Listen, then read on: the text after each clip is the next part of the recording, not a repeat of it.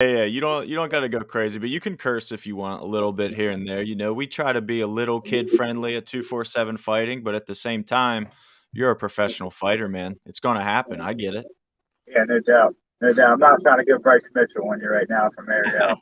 Yeah, thanks. Although that got good exposure for the show and everything, so I mean, it's not the end of the world in that case. But I never listened to him, and now I finally listened to that one. Just listen to Bryce do that. He was Just insane. yeah, no doubt. No doubt. He was on one, that's for sure. Do you remember the Bryce Mitchell story with the drill? Yeah, oh yeah. Yeah, yeah, yeah. Unbelievable. So I'm not even gonna spill the beans on that, but if you're listening and you don't know the Bryce Mitchell story with the drill, you gotta do that. You gotta get in on that. Just Google Bryce Mitchell drill, and I apologize in advance. Yeah, no doubt. That's a for sure. I know what you're talking about. Yeah. So I'm here with the man, Ethan Hayes. Ethan's taking a break from work for the podcast right now. That's how dedicated he is. So we appreciate you jumping on the show, Ethan, man. Yeah, no problem. My boss is cool. He didn't care. I mean, they're pretty laid back. They don't give a crap.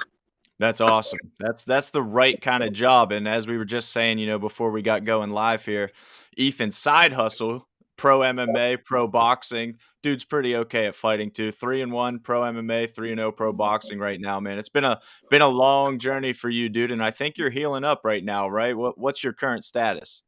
I tore my bicep in my boxing match back in November. I throw like a lazy left hook when I scoot back, and I don't have my weight on my front foot, which is a bad habit. And I like slapped, and I think that's how I did it. But I tore it. I like tore my long head, whatever that is. And then I was kind of kicked for a little bit for the holidays and stuff. But I started training hard again. Well, I was training hard until I sent in Connecticut last week. But I want to try to get back at it for the most part. Me and my girlfriend bought a house and stuff. Been busy with that too. But yeah, I'll be all right. I actually have like little balls where my bicep is now. It's different. It's nice. Well, it's good that the bicep tear could work out in your favor, man. But that's crazy. You talk about buying a house. You mentioned going up to Connecticut, which was obviously to be in Nick Browne's corner for that big Bellator fight. It's kind of a whirlwind, man. Your life sounds kind of crazy right now. How are you keeping up with training? How are you kind of maintaining your fighting career side of things throughout all that? Like one reason I did them boxing matches after the last MMA fight because John Ramirez like walked me down and I was like scared to be on my feet. I didn't like that I had to go to grappling. Like I was timid up there. I didn't like that. So my boxing coach told me to we need to get a boxing match in. So then I boxed. And it's nice when I box because my gym's right in Morgantown. That's like a half hour from me. Compared to like when I do an MMA fight, I go to the factory every Sunday and that's like a little over 2 hour drive. And then I get to Commas every Wednesday and spar. That's about like hour and a half, hour 15. And it's a lot more traveling when I do that. I have to get to Uniontown more and stuff. But that's why I did like them boxing matches too. And then I usually wake up early and go lift and run before work whenever I can finally get my butt out of bed. It just kind of depends, man. Just kind of depends. Not a lot of sleep. No, man, but all you guys down there, all you Uniontown boys are doing it the right way. I mean, it's been awesome to watch that crew come up, and obviously, I like everything you're saying, all the cross training you do. It seems like that's becoming way more common nowadays. You just mentioned the Mat Factory, Pittsburgh Academy, going bouncing around everywhere, getting different looks from different people, and obviously the entire community is kind of on the rise right now. You're getting good looks everywhere you go. How has that kind of benefited your game and all this bouncing around? How are you able to manage that? I mean, I feel like it's definitely made my game elevate to like higher. You know what I mean? Like I've sparred with Nick so much, and Nick, in my opinion, is like the best fighter around. But I mean, he has me down to a science. I was getting my butt whipped the whole time. I know what he's going to do, but I can't stop it. But it's nice mixing it up and going up to the factory and going to the academy. It's like I said, it's like Pittsburgh versus everybody. It's not Mhm. like probably sucks for like you guys because I'm not going to fight anybody from the academy. You know what I mean? It's like, oh, now we got to pull people out of town and stuff. But it's a lot more convenient. It's a lot, like I said, more convenient for sure. Like my first pro fight, I fought a kickboxer guy. His name's like Keith something. And I just sparred with Kama a lot. You know what I mean? Kama just beat the crap out of me every time. I was like, well, now I went in there and that guy wasn't too bad at all. I was like, well, this is a pretty gravy walk. And I took him down and submitted him. But yeah, it just got mixed up. Whatever type of fight I have, I usually favor a gym more than others. If I go against a real heavy grappler, it'll be at the factory more, it'll be a Nick more. if I have like a good striker, then I'll go Sparth Kama and John and them guys who like staying on their feet. For sure. I mean, it's really the mix right now, like you said, Pittsburgh MMA versus everybody, but the mix right now is super, super strong in there to get those looks. And we got one of them right here. Julian Flannery popped into the live stream to say Ethan Hayes is a G. I mean, you're not wrong, Julian. Not wrong at all. So that's a Matt Factory guy right there who just got a 16-second knockout at our last show, Brawling the Bird 10. He's now 3-0. All finishes. That guy's an animal. If we're talking about G's, you got to include yourself there too, Julian. Yeah, that boy, he swings from the hip. He don't got time for second rounds. He ain't got time for second rounds. That's so true, man. But it's crazy to watch the sport growing right now and growing specifically in Pittsburgh. I think it's really cool to be a part of that, man. And you've been involved for so long. It's funny because you're still a young guy to me, and your career is still blossoming. You know, it seems like you're still on the rise for sure, but you've been around for so long to witness kind of the peaks and valleys of Pittsburgh MMA. What are you feeling as kind of that veteran presence that's still on the come up though? How does it feel to you right now?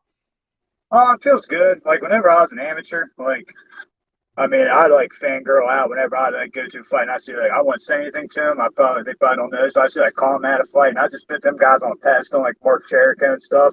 Like never in a million years would I ask to train with them. Then like Nick would go up to stouts and stuff and I started sparring with, like Mike Wilkins a little bit. I'm like, shit, these guys are just normal guys too. Like it's not like we put these people up here, you know what I mean? Now like I try to be cool to like amateurs, like you know, like even if like I've been not at a fight and I see like a guy in a higher combat league, I forget his name, he like pulled out this awesome submission one time against this wrestler.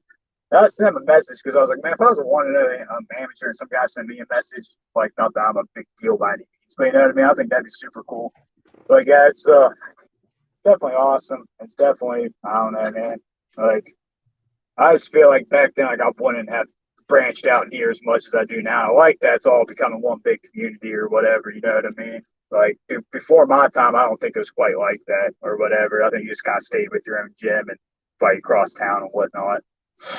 That's one thing that I definitely noticed as well was how it used to be a little more cutthroat, I think, than it is now. I think everybody's kind of realizing that we get where we want to go if we all work together, that it doesn't need to be this way to as sappy and cliche as that sounds, you know, we're going to all achieve our goals better if we're all in this together. So it's cool whenever you see somebody like, you know, Nick Browne do what he did at Bellator, and then you see all these posts and you see people finally recognizing what he's doing because that guy's been at it forever. You know, I talked about it with Josh Fremd on our podcast, but Nick Browne's kind of the guy that just seems like keeps flying under the radar. And how much longer can that guy possibly fly under the radar? I mean, it's crazy right now.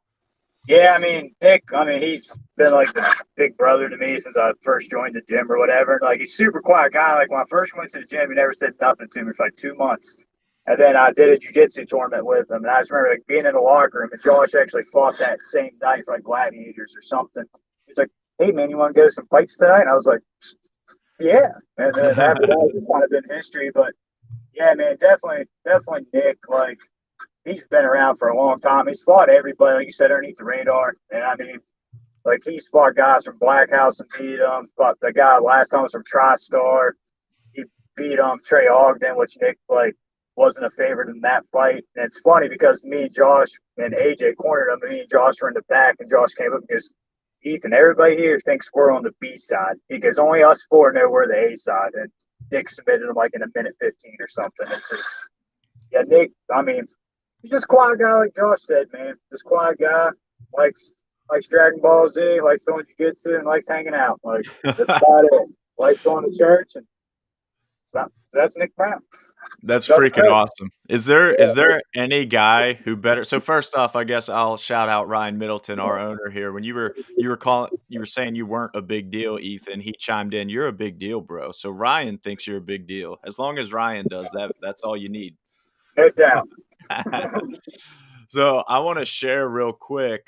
I have Nick Browne's latest finish in Bellator queued up here. We're going to throw it on the stream. This was from Bellator MMA's official Twitter account.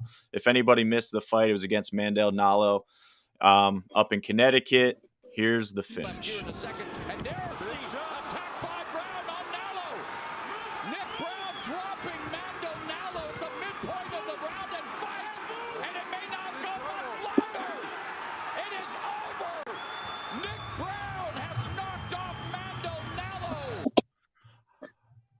I mean, the finish is awesome. Like, the finish obviously is fun to watch, but you lose the context of how that first round went when you just see the finish. You know, Nick got stung in the first round, and it looked like it was all Nalo's fight in the first round. I mean, everybody was thinking if there was live betting, I'm sure all the money went to Nalo after that first round, and it was everybody in Pittsburgh knew, like, if you don't put Nick Browne in a body bag and he's still there, you're still in trouble.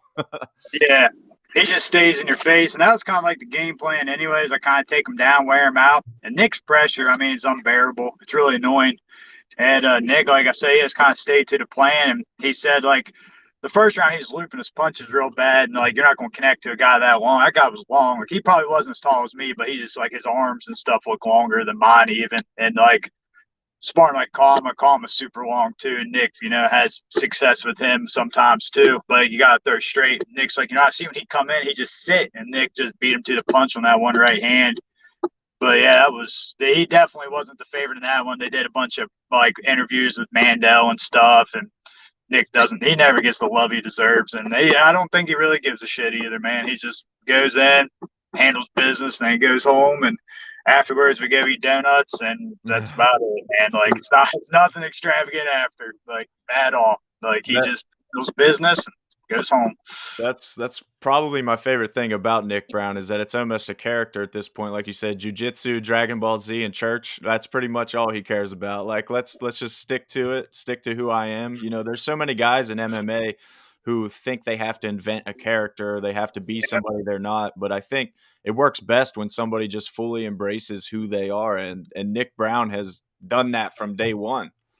Yeah, like I literally tell guys at the gym. I was telling my buddy Roby about this earlier, and I remember one time we got done training. I was like, "Nick, you want to take a picture?" And he goes, "No."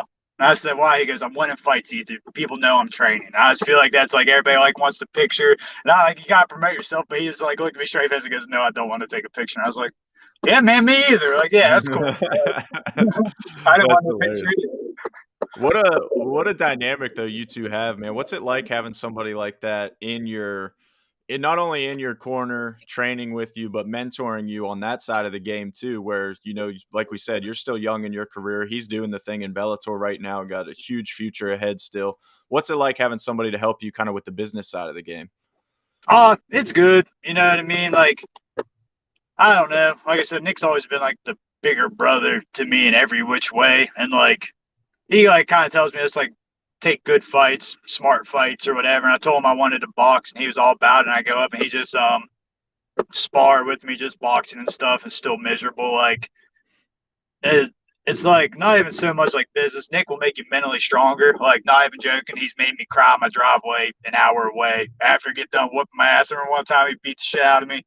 I went home. I was sitting in my parents' driveway. I was just there. I'm like, why do I waste my time going up there? And then he like beats me up. He's like, oh, good job, man. I'm like, no, it wasn't. No, it wasn't. It was surviving.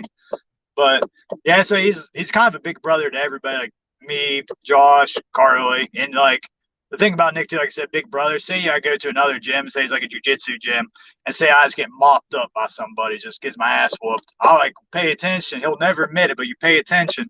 Like a couple rounds later, he'll go get that person and he'll just beat their ass the whole time or whatever it might be. My buddy one time was a white belt, and this brown belt just mopped him up. He said as soon as they got done, Nick came over and asked, like, he's like, hey, man, you want to roll? And the guy's like, yeah. And then he said Nick just ragdolled him the whole time. I'm like, I'll never admit that. But something funny about Nick, after that fight, you see how he looks over and goes like this?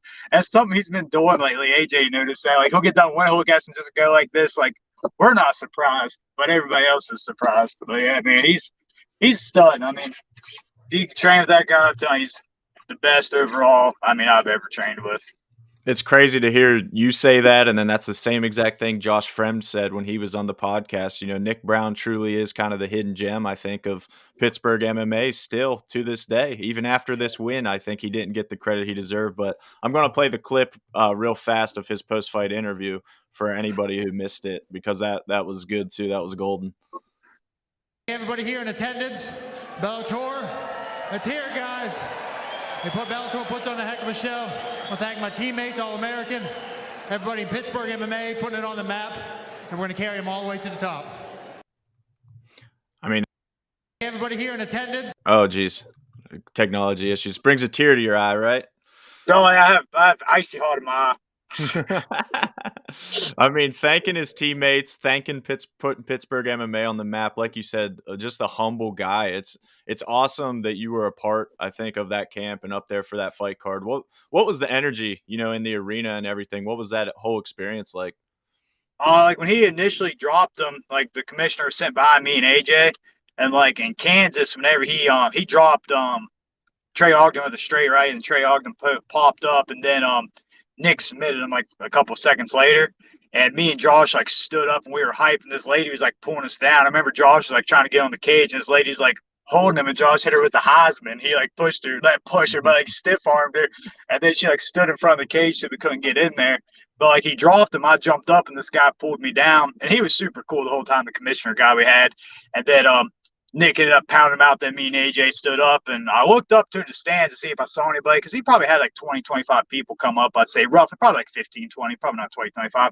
I looked up, I saw his mom up there, and she had a shirt on. I could pick her out of the crowd. She was cheering, but the place did erupt. I mean, it's the most biggest fight card I've ever been to, biggest card period I've been to, you know what I mean? But yeah, it was wild. The place definitely went up, and I was just like, damn, like it was a lot of energy. And then afterwards, the commissioner's like, man, I wasn't mad you stood up. He goes, I thought you were going to jinx him because the ref didn't stop you yet. And I was like, oh, because the guy was wrestling up on a single leg until Nick knee cut over in the mount. Like he maybe could have survived, because you know what I mean. Then once Nick went to mount and bellied him down, it was the only thing left was death. That's game over at that point, as so many fighters have discovered. So even though we talk how humble he is, how grounded he is, and all that's very true. Do you notice after a win like this, does he get a little extra hype? Is he like, where's he at with his career right now in your mind? What's next for him? I mean, I'd like to see him I forget how many fights he has left on his contract, finish out this contract, and then go from there. Honestly, like. Nick doesn't keep up with fighters. He'll watch Kama fight. He'll watch John fight. He'll watch Josh fight. But other than that, man, like, recall you watching the card this weekend? I'm like, I mean, I might catch. Like, he doesn't keep up with people, like, in my opinion, you know what I mean? Like, he doesn't have a hit list, like, of who he wants to take out as far as I know. He might have somebody in mind. Like, I'm sure he'd love to fight Vincent Henderson one day, somebody like that, you know what I mean? And like I said, he said one time he's never been part of a promotion he never got the title for. So I'm sure he has ideas or whatever. And I'm sure he'd like to see a number next to his name after that too, because it said like he wasn't supposed to win that fight. He just threw a wrench in their plan because they were promoting that guy pretty hard. Nick went in there and did what he did. But yeah, he's been hyped for a long time. That was a name that whenever that fight was announced, it was a fight that I think got people's attention who were in the know for sure. That's a big name opponent, no doubt. So for him to do what he did to him, I mean, he's running out of options at this point. It felt like Josh Fremd, in LFA, and everything. It's like you're running out of options at this point. It's got to be a huge fight next because that's all that's left. Yeah, I saw where I was listening to Big John McCarthy and Josh Thompson, and John Thompson was talking to Adam Piccolotti or whatever his name was. And he saw him in the back or in the casino after the fight. He's like, hey, man, what do you want next? And then he's talking about, like, Sidney Outlaw because I guess he lost to him. And Benson Henderson and stuff, I'm pretty sure. And then he's like, then Josh Thompson's like, what about Nick Browne? He goes, who's Nick Browne? And Josh Thompson goes, who's Adam Piccolotti? He's like, who are you? Nice. I was like, I don't know. Nick, he doesn't care either way. I've never heard him say no to a fight. Like, he truly believes he's one of the best in the world. And doesn't matter who they give him. Like, I'm sure he'll fight him. And he probably won't watch any film on him per usual. And he'll just like, one time he fought a guy from Strong Style and won the Pinnacle title. I said, what do you know about him, Nick? He goes, oh, he has tattoos. That's the only thing he told me. I said, oh, okay, that's cool. Like, for sure. That's all you need to know. Yeah, that's it, That's freaking hilarious. I mean, when you do what Nick Browne does, it's kind of true, though. Like, his style is his style. I've never seen him not fight like that, like Nick Browne. Like, what you're getting with a Nick Browne fight. So it's kind of funny that he has that kind of confidence in his skills. It's like, it really doesn't matter what the other guy is. It's about what I am, Yeah. He's good at creating chaos, like, fast. You know what I mean? Like, whenever he fought his first Bellator fight, I wasn't there for that. I had a wedding. And the guy had his back against the cage, and I saw Nick pushing his hips above that guy's. And I said, I started screaming. I was like, well, the referee, he's going to dive under. He's going to dive under. Sure enough, he inverted. And I was like, that's curtains. Like, yeah, it's not something I tried to heel hook into my last MMA fight. It wasn't a good idea. Like, it's harder than you think it is. That's just what makes him so special, man. And it's really funny when you look at his career. That loss to John Gunther, the one loss on his resume, it spoiled so much, I think, of the star that he could have been in Pittsburgh MMA. Like we say about how he never gets the respect he deserves. I think that's a big reason why. That one loss, for whatever reason, people put a lot of weight on a loss. But man, there's just no shame in losing in this game. Like, I try to say that to every amateur fighter as well, to hammer that into their brains. Like, you're going to take your lumps. It's no big deal when you lose one, especially when you lose to a guy like John Gunther, which he did, who was a great grappler at the time, super pressure-based fighter. And that's a tough guy to match up against for so many pro fighters. So there's no shame in that. And then Fremd was saying how he had freaking food poisoning in that fight, which just took it to a new level. Yeah, for sure. So Gunther's definitely, like you say, beat Devontae and stuff, like just walked him down. Devontae like, broke his orbital and stuff in the first minute of the fight. Like, that guy, he's a different breed too. Like, he's just a little goober of a guy or whatever, and has a little mustache and stuff. But yeah, so there's that one L, and then, like I said, he didn't really seem like upset. It was just like whatever, you know what I mean? He just, I don't know. He's an interesting cat, that's for sure. One time he took a boxing match on like 24-hour notice. This guy got a hold of me. He's like, hey, you know somebody weighs 170 pounds? I was like, yeah. They're like, well, he boxed. I'm like, who's the opponent? Like, I know how this works. And they told me, I'm like, let me message him. And I messaged Nick. I was like, hey, man, you want to box tomorrow? Because he has medicals and everything. He's like, yeah. And I said, oh, this guy said it's a winnable fight. It's not like we're going for a check. He said, all right. And he didn't ask me his name, so I gave it to him. And then I went to the gym, and he was rolling on the mats with somebody. I was like, hey, man, you want to hit mitts or something? And he goes, yeah, we can do that. And I hit mitts with him, and then we sparred like lightly, like 6 rounds, like real light. So how you feel? He goes, I feel amazing. I'm like, all right, man, let's do it. And good enough.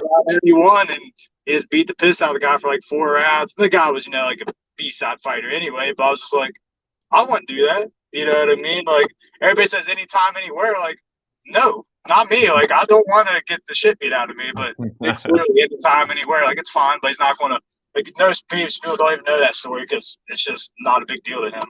Yeah, I mean, fighters fight is the big cliche in the industry, but so many times fighters don't fight. Like, that's one thing that you learn behind the scenes for sure. So it's funny to hear and unsurprising to hear that Nick Browne is that fighters fight guy. 24 hours notice boxing. Why not? Let's just do that. Yeah, he's had a couple of jiu-jitsu fights against like guys who, like, for the Stouts, there's this really good brown belt and it was in the gi. And like, we train gi like every Monday.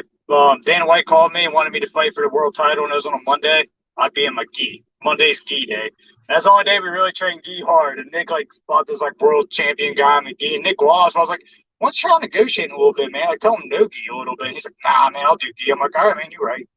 Sure. Why not? Why not? I mean, it's all a learning experience, right? Especially grappling. There's less risk involved there, I think. So what's dude, I wanted to ask you, what's up with All American right now? Did I see on Facebook that you guys had something with your roof? You guys had to shut down for a little bit? Yeah, our roof is leaking like crazy. We're at this old mall, like Connellsville. It's Connellsville, but right outside Uniontown. It's called the Laurel Mall, and the roof is leaking like crazy. And like, that's another thing. For this fight, we literally they told him, Nick, like, hey, our roof's leaking. We always had like a little leak, which was no big deal. And then like ceiling tiles were falling down. Then like we told them, then they just brought buckets down in big tubs. So we'd be like wrestling and sparring, literally dodging tubs and buckets and stuff. And there's leaking all over our cage. And we actually moved out on Monday or whatever. The people called Nick on Saturday because Nick said our stuff will be out in 2 weeks. And the lady comes like, hey, your guys' stuff's still here. And Nick didn't answer. He's like, I got other stuff to worry about. But AJ and Nick and I think Roby got everything out this week. We're just kind of looking for a spot right now. We just had to like tough it out till Nick's fight, so he had a place to train and whatnot. And he comes down to the dumpster and trains a little bit. It's my buddy's garage and whatnot. So, but yeah, hopefully, if anybody knows a spot in Uniontown, a couple 1,000 square feet, hit up your boy. There you go. See, you can be the new home of All American MMA Academy, breeding all these killers for Western PA combat sports scene. So you love to see that. It could be something special. Yeah, for sure. For sure. Uniontown's a lot of tough people. I mean, for sure. I mean, it's about 50 minutes from where I live, which is way tougher in Uniontown, but whatever. Where do you live? I live in a little town called Kingwood in Preston County, West Virginia. I live in Reedsville now, but I grew up in Kingwood, which is like 10 minutes down the road, like everywhere in West Virginia. It's just little towns. Sure. Yeah, I Oh, yeah. never even heard of that. I actually lived in Uniontown. I went to WVU, first of all. I graduated from WVU, My but man. I lived in Uniontown for a little bit while I was in college and made that commute, and I never heard of Kingwood. So, I've been around, and, like, I've been to Southern West Virginia as well. My sister went to, med school down there in Lewisburg, West Virginia, You ever but heard of Blue Hole, like the bridge everybody would go to yeah, WVU? yeah. I Yep. grew up like 15 minutes from there, 10 Okay. minutes. If the road was smooth, it'd be like a 10-minute drive. But yeah, that's the town I'm from, right in that area. Gotcha, that's awesome. So, did MMA bring you to Uniontown? Did work? How did you end up with this squad? Well, I actually went to a little boxing gym in Morgantown for a minute. And then I had a boxing match, and Phil Rowe, who fights in the UFC, his girlfriend went to WVU, so he trained in Morgantown for the beginning of his career, and he'd pop up Pittsburgh and spar with Kama and them. But he like popped in my boxing gym and we sparred. Then afterwards, he called me. He's like, "Hey man, I just think you could probably do better than this." I had a fight like in 3 weeks, so Phil came in and he worked with me like 3 or 4 times a week. And literally, the only thing I threw was a 1-3-2, and I'd step back 2 steps and sit on a two. And that whole entire boxing match, that's the only thing I did and won. Then afterwards, I went to Uniontown and I popped in, and I was supposed to just box. And I went there, and Nick had a fight in a couple weeks, and AJ down in Morgantown. I just went there and I watched him fight. And then I went to a jiu-jitsu day and I went to box. And Jake Just, my boy, I was sitting there hitting a bag, and he kind of looks at me. He's just wild, man. He's like, "Hey man, you want to keep hitting that dumbass bag, or you want to do jiu-jitsu?" And I was like, "Oh man, I guess I'll try." I'm just terrified. I'm like, "I'll do jiu-jitsu." And my dog, Carly Jo Thomas, she was like 15 at the time. And afterwards, I knew Carly because we boxed at the same gym a couple times, like before I went up there. And she's like, "Hey, Ethan, you want to roll?" I was like, "Yeah." And she ragdolled me. Like, I was a Nice. grown man. I thought I was tough. And Carly's like, "Oh, my back." She like choked me. I'm like, "Oh, that ain't going to happen again."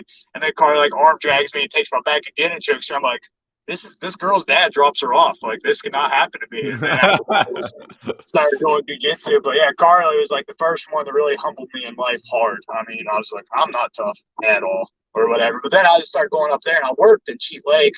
So I get off work and I just drive right up after work. And I'd always be sleeping in my truck, and Nick would wake me up, or AJ. And Nick told me he's going to get a sticker for my truck one time that says, "Don't Narcan me," because I'd be in there just passed out all the time in a parking lot, just random parking lot sleeping. And I'd just go up after work and whatnot. But I still bounce from there. And I go to a boxing gym in Morgantown now called Jim's Gym, which is my boxing gym and stuff. And I still popping gyms in Morgantown, so like Ground Zero and stuff too. They're good to me and whatnot. Always give me good work, jiu-jitsu, stand up and shit.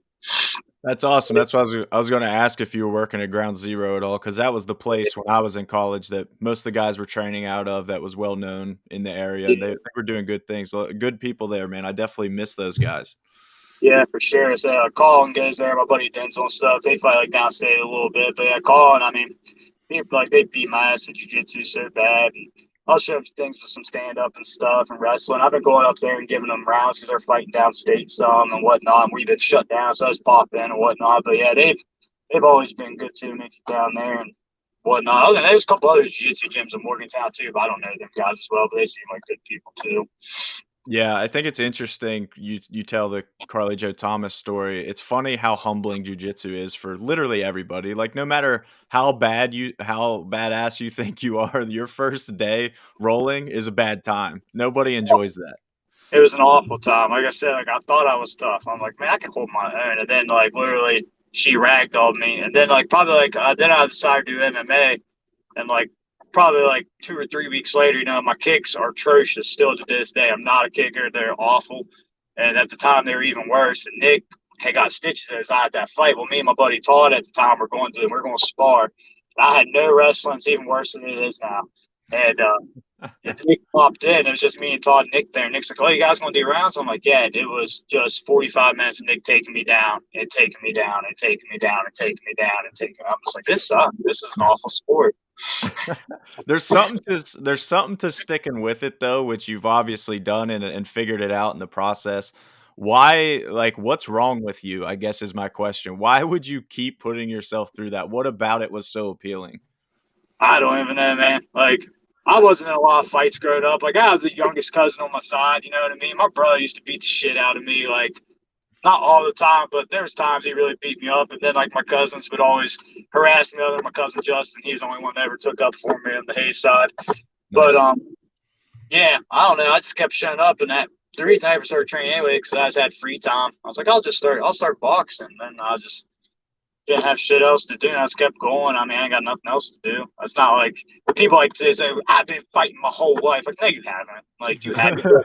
It's like, you didn't fight your whole life. Like, whatever. I got one fight in high school and got the shit kicked out of me. Like, you guys are faking. It's fine. It's not a big deal. Like, not everybody's hard. Not everybody's they're Bobby Green. Like, no, not Yeah, right. hard. You know what I mean? Right. Dude, I gotta clip that whenever this podcast comes out officially, when we start posting the little clips. You grew up in the suburbs. You ain't been fighting your whole life. That's the quote. That's beautiful. Yeah, no doubt. Like, I grew up, like, it wasn't, like, my area is not rough, you know what I mean? My family was great. I mean, my cousins beat me up, and I, like I said, got a couple fights in middle school and high school. I got ragdolled on the side of the main road by this boy named Cody Wolf. I fell in a ditch, and he was just hitting me in the face. And I'm like, can somebody get this man off of me? His mom brought him to the fight at, like, 11 o'clock on a Saturday night. Like, no, you're not hard, people. You're not Oh, going. man. That's hilarious. And it's funny to just even tie it back. Like, the most badass dudes in the game are like, they're not necessarily, like you said, Bobby Green. They're not coming from hard backgrounds. Like Nick Browne, who you just said, Dragon Ball Z Jiu-Jitsu, it's church. It's kind of all he cares about. He's not out there being some tough dude in everyday life, because he doesn't need to be. He is when it matters. No doubt. That's what I mean. Even then, I was in a thing this past summer. These guys like jumped one of our buddies, and I went down there and I tried breaking it up, and some guy punched me in the face, and I didn't see who it was, so I tried taking this guy down. He was so big I couldn't get my arms around him or whatever. There was like 5 guys, and I got punched a couple times. Like, the thing dispersed, and then afterwards, people were like, "Why didn't you go beat somebody up?" I'm like, "I ain't freaking Chuck Norris. It's not like curtains." It's like, no, I'm not getting beat up. I just wanted him out of there. That's all. Yeah, that's not how it works in real. Like, the movies give people a false sense of how tough they are, for sure. How many times? I mean, I'm sure you hear it all the time, but you watch fights with somebody who doesn't train, has never fought, and they're like, "Oh, why isn't he just getting up?" Or, "Oh man, why is he letting him do that?" You know, it's like, dude, you have literally no idea how this works. Yeah, my buddy Ryan Hovatter, one of my good friends, every time we get to drinking or whatever, he's second place out of all my friends because he'll be like, "Let's wrestle," and I'll just ragdoll him, but he's the only one that challenges me or whatever. We have a great time, but Raj just plays around, and then he knows, but he's just picking on me or whatever. He'll just be a little sauced up, like, "You want to wrestle?" I'm like, "Yes, I do." And then I take him down, choke him. One time I had his arm, and they're like, "Oh, don't break him." I'm like, "I'm not going to break his arm." Like, Yeah, like, you're just gonna break your friend's arm in a friendly wrestling match. Yeah, for sure. yeah, in the front yard with their shirts off at 2 o'clock. Like, it's the way we get down. That's typical, man. That's what I expect from that area, for sure. No doubt, 100%. I remember wrestling outside of our high school one time, me and my buddy Sam, and we knew nothing about wrestling or jiu-jitsu. And I was in his closed guard, like, we didn't know what we were doing. And I picked him up, and Sam like opened up his leg, and I slammed the piss out of him. I'm like, "Why would you do that?" Like, I don't know what I'm doing. Like, we had no idea. Like, in high school, we literally fought at my buddy's farm one time. We bought MMA gloves at Dick's. Well, they bought them because I was always broke. They bought MMA gloves at Dick's and headgear. And we went out to our buddy Craig's farm. And I literally fought all my friends who were way bigger and smaller than me. I didn't win one fight. They all just beat the shit out of me. And it was a good time. Like, whatever. That's the seasoning, but now we see, like, we can put your name and your record on the screen. Look how things have changed, Ethan. Look at you now. I know. Look at me go. Just out there. Now I can beat them up, and I get beat up when they're not around by other people. It's perfect. There's always a bigger fish, right? No doubt. It's a big pond too. Yep. So, I mean, it kind of begs the question, though. Like we established earlier in the podcast, you know, you're coming off injury, you're kind of healing up right now. But where do you see your career heading? What are your goals at this point? Because you are split between pro MMA, pro boxing right now. Do you kind of lean to one sport or the other? You're just going to take opportunities as they come? Where's your head at? Kind of like you said, opportunities where they come. Like, boxing's never the goal or whatever. And then Michael McSorley had a show in Pittsburgh. He had a guy who used to fight MMA named Dion Goodlow, and I was like, "That's a good even fight." Me and my coach took that, like, so I could train for that. Like, any opportunity like that, I will take, because I didn't plan on doing nothing the rest of the year from working on the house, but I can still get my training in for that. But honestly, like, realistic goals, I'd like to win a professional belt in MMA and boxing. Like, other people like OGs in the Pittsburgh, Ohio areas, like Justin Steve and Joey Holt. Like, them guys had great boxing careers and great MMA careers. And, like, I kind of want to do that. Like, what's up, Jake Paul? Like, you'll definitely KO me, but man, you get down 147 pounds, like I can stand in the pocket with the best of them. But yeah, like, I'm not trying to like fight no world title in boxing. That's a ruthless sport right there. You get a guy that's good at boxing and sits on his punches. That's brain damage right now. But like I said, I'd like to realistically win goals, but realistically, UFC title. What's up, Justin Gaethje? But that's like realistic goals. And like I said, I just turned 30, and just depending where life takes me. I mean, I'll fight until I can't no more physically or whatever. And if I started like getting like KO'd all the time or something like that, like call it quits. But I just plan on doing jiu-jitsu forever and opening up my own little MMA school back in Preston County. Is about it, man. Like, just those are great. goal. No, man, those are killer goals. I love that. And I love also that you shouted out Joey Holt and Justin Steve. Those two guys are animals back in the day, and I love hearing from them. Is Joey still fighting? Do you know? I'm pretty sure Justin isn't. Is Joey? I have no idea. I've never actually like met Joey like personally or whatever, but he was like a guy like whenever I started like doing boxing MMA, because I did it through my amateur career too. I actually won the first Rough and Rowdy for Barstool Sports. Nice. And, Josh Frum one time won Rough and Rowdy when it was a kickboxing tournament too. But nice. Yeah, like I did that and whatnot. But yeah, I was like, man, I can bounce around like these guys, because I fought one time a boxing match and Justin Steve was the main event. And I was like, man, I forgot this guy boxes or whatever. And so Steve, I mean, he was quick. I mean, he's a good boxer. And I said, Kama would go get boxing rounds and stuff. And Kama's another guy. I mean, he could like start boxing and probably like do extremely well, because Kama beats my ass in that still or whatever. And it's weird sparring like MMA guys in boxing, like even like John De Jesus, because like he'll throw like a hard jab and he'll like cut the angle. Normally, like I'm expecting a head kick or a body kick. I'll be like, I put my hands here, like get ready to catch it, and then he'll punch me. I'm like, well, that's different. Like it's just a different world. But yeah, so I just like, I don't know if Joey's still fighting or not. I don't know if Justin is either. Honestly, like I said, I never really trained with them guys. Just see him through the way a little bit. Yeah. See, Ryan got us covered. That's why they pay him the big bucks. He said Joey hasn't fought in years, and I just pulled up his Tapology. He hasn't fought since 2019. So same time Justin Steve quit, oddly enough. They both last fought in 2019. So that is, it appears to be the end of that era. But they were beasts, man. I remember Justin Steve and Joey both fought in West Virginia when I was at WVU. And I was covering fights at the time for the school's newspaper, the Daily Athenaeum. And both those guys were guys that I covered back then, some of the first live fights I ever saw. So they both definitely hold a special place in my heart. Yeah, for sure. That's like even then, like that area was like them Stansbury, that Broken Music fights up out of that area now. Yeah, like, that's a tough area. It's like me, AJ, Nick were talking about them guys this past weekend or whatever.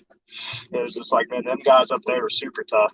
Dude, Stansbury was a beast. I was so happy when he finally got on The Ultimate Fighter and got his name out there a little more, because that dude was an animal locally. You didn't want to fight that guy.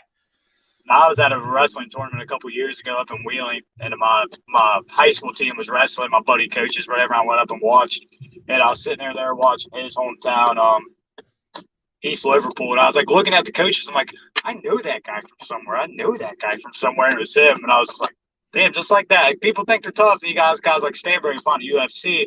Like my buddies will go out and they think I'm tough. And one time we went out to this outdoor bar in Preston, but Cheat Lake. And I looked over across the bar, and this was like 2 summers ago. None other than Chris Dempsey standing right there. I'm like, see that guy that has on the UFC sandals? He didn't buy him in the cage. He got him in the UFC. I'm like, that guy's tough.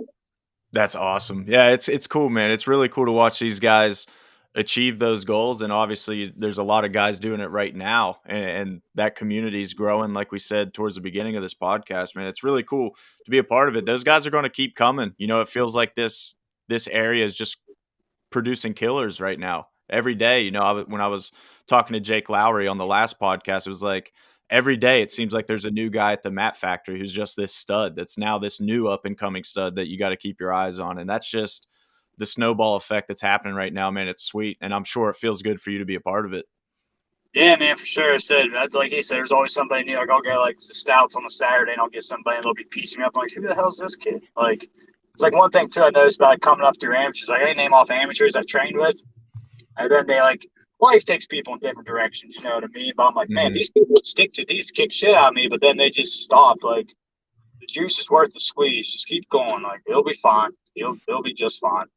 It's a grind, man, but it's coming up right now, it feels like, and I just wanted to, like we said, we know you're at work, so I'm not gonna keep you too much longer, but I have to ask about this. I've been saving it for the very end because you tweeted something this morning that is an absolute game changer that more people need to know about, and that is putting peanut butter in your coffee at Sheetz. Go ahead. I'll let you take the floor on this.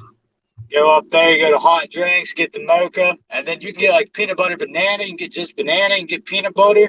And then I just hit the peanut butter, and you can get vanilla and all kinds of stuff. And the guy I work with, Rocco, like people say they love peanut butter. Rocco eats like 5 jars a week, like just nonstop eating peanut butter. It's kind of gross.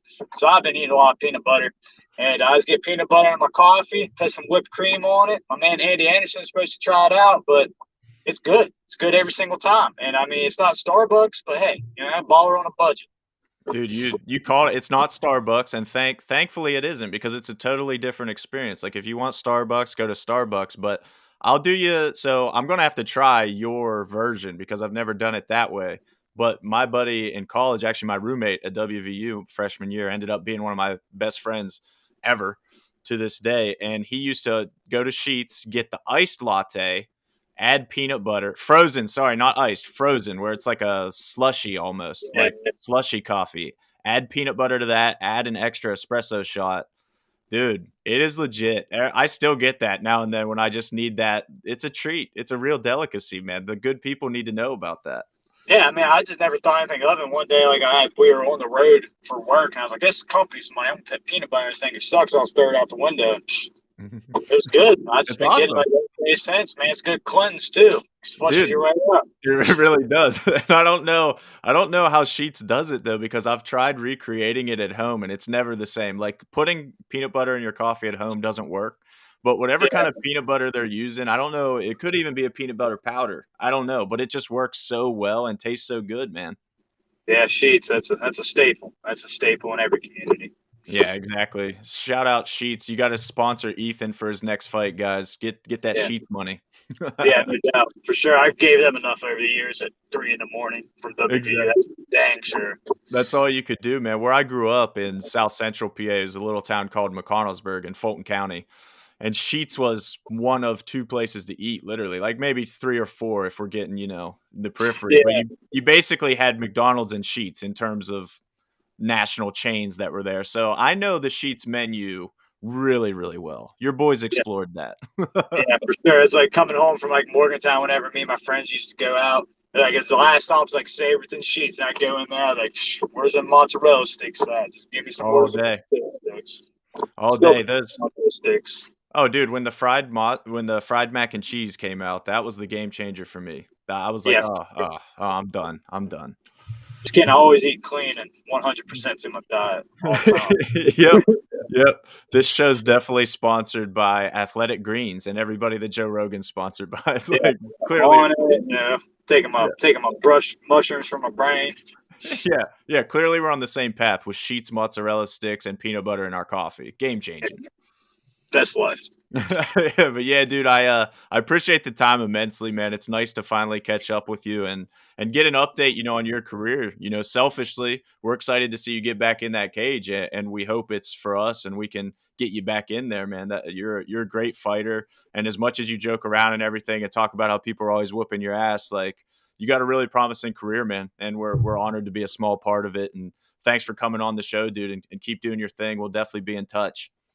Yeah, thanks, man. It's the first thing I've ever been on. First interview, man. You're the first. Wow, that's crazy. Told you, not a big deal. Nobody loves West Virginia.